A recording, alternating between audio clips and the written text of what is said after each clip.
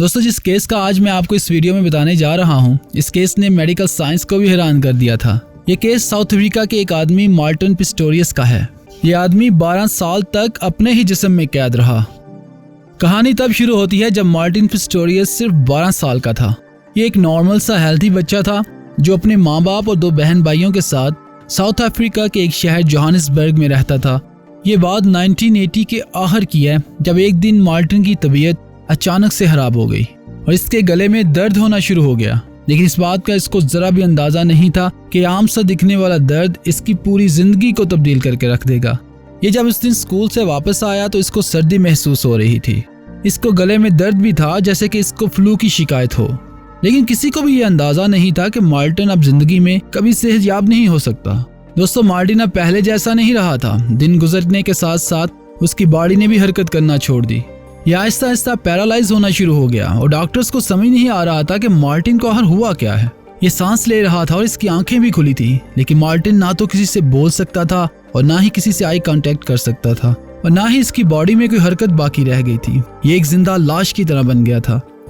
Doctor ने Martin के parents को बताया कि मार्टिन एक ऐसे कोमा में जा चुका है जहां वो ना तो किसी से बात कर सकता है, ना किसी से आई कांटेक्ट कर सकता है और ना ही किसी को महसूस कर सकता है।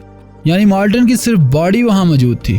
डॉक्टर्स के मुताबिक मार्टिन के पास बहुत ही कम टाइम बचा था और ये किसी वक्त भी मर सकता है।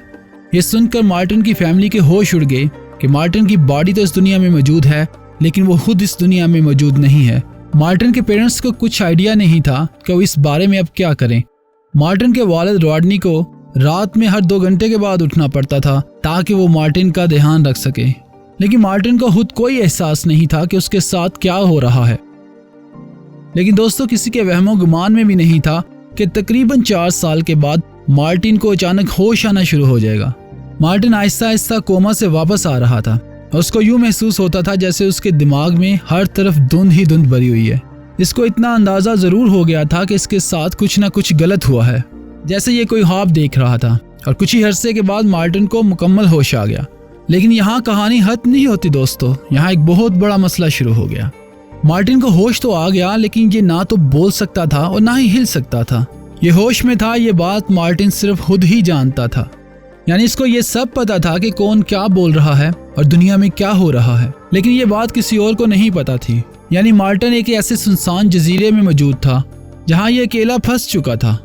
आप इमेजिन करें कि हमें कोई कुछ घंटों के लिए किसी बेड पर लेटने को कहे और हिले बगैर सिर्फ कुछ सोचने को कहे। जाहिर सी बात है, इस हालत में इंसान कुछ देर के बाद फ्रस्ट्रेट होना शुरू हो जाता है। और मार्टिन का मसला तो ये था कि ये अपनी हालत के मुताल्लिक किसी को इशारा करके भी नहीं बता सकता था। मार्टिन खुद को किसी जिन की तरह समझता था कि ये इस दुनिया में मौजूद तो है, लेकिन किसी को इस बात का इल्म नहीं है। इस दौरान इसकी फैमिली और दुनिया में बहुत कुछ हुआ। इसके बहन भाई क्या कर रहे हैं, इनके घर कौन आ रहा है और इस दुनिया में क्या हो रहा है, मार्टिन को सब पता चल रहा था। ये दुखी होता था, खुश होता था, डिप्रेस फील करता था, लेकिन किसी को पता भी नहीं था कि मार्टिन होश में भी है। इसको मेडिकल साइंस की दुनिया में वेजिटेटिव स्टेट भी कहते हैं। इस दौरान एक दफा इसकी माँ ने इसको चीख कर यह भी कह दिया था कि मुझे उम्मीद है कि तुम जल्द मर जाओगे, क्योंकि उसकी माँ उसकी ऐसी हालत देख नहीं सकती थी। लेकिन उसको ये पता नहीं था कि मार्टिन सब सुन रहा है। मार्टिन के वालिद ने इसका बहुत ख्याल रखा। इसके साथ साथ मार्टिन के ख्याल रखने की जिम्मेदारी एक औरत के जिम्मे भी थी। तो दोस्तों, मार्टिन जब 25 साल का हुआ तो उसको ऐसे लगा कि ये सारी जिंदगी अब ऐसे ही गुजार देगा और इसकी सोच ही इसकी दुनिया है। और फिर यूं एक ऐसा करिश्मा हुआ कि जिसने मार्टिन की जिंदगी बिल्कुल तब्दील कर दी। वो औरत जो मार्टिन का ख्याल रखती थी, उसको एक दिन महसूस हुआ कि दरअसल मार्टिन होश में है और ये सब कुछ सुन सकता है। इस दौरान मार्टिन ने तकरीबन 12 साल इसी हालत में गुजार दिए थे। ये अपनी बॉडी में ही कैद रहा। बहरहाल जब उस औरत ने इसकी फैमिली को सब कुछ बता दिया तो इसकी फैमिली फौरन इसको हॉस्पिटल ले गई, जहां जाके पता चला कि मार्टिन वाकई होश में है। दोस्तों, कहते हैं ना, जिसे अल्लाह रखे उसे कौन चखे। आहिस्ता आहिस्ता मार्टिन के ऊपर कुछ थेरेपीज की गई और कुछ ही महीनों में मार्टिन एक कंप्यूटर के जरिए लोगों से कम्युनिकेट करना शुरू हो गया। और फिर यूं उसने अपनी कहानी पूरी दुनिया को बताई कि कैसे वो कई सालों से होश में था, लेकिन अपने ही जिस्म में फंस चुका था। हैरत अंगेज ये बात हुई कि वैसे तो मार्टिन व्हील चेयर पर ही मौजूद था और बोल नहीं सकता था, लेकिन इसने हिम्मत नहीं हारी। मार्टिन ने एक कंप्यूटर कॉलेज में एडमिशन ले लिया, जहां इसने कंप्यूटर साइंस पढ़ा और फिर अपनी एक वेब कंपनी तक बना ली और काम करना शुरू हो गया। इस दौरान मार्टिन की शादी उसकी बहन की दोस्त से हो गई जो कि यूके में रहती थी, और फिर मार्टिन भी यूके में ही शिफ्ट हो गया।